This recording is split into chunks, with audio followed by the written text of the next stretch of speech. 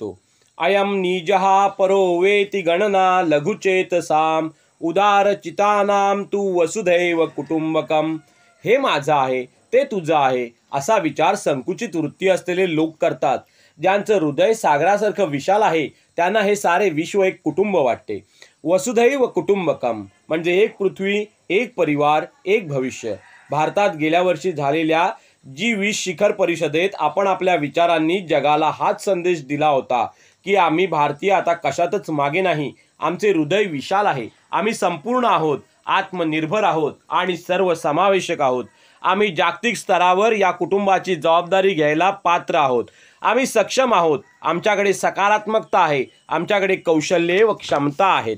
शिक्षणामुळे, नवविचारांमुळे व अंतःप्रेरणेमुळे आता आमच्या प्रत्येक भारतीयाला वाटते हमें जागना होगा, कल से और कुछ बेहतर हमें करना होगा. अपना जीवन उद्देश्य बनाकर हर दिन सफलता की राह पर हमें चलना होगा. हमें मन में अपने आप से वादा करना होगा कि चल हो खड़ा इस दुनिया में और कर हर मैदान फतेह, कर हर मैदान फतेह.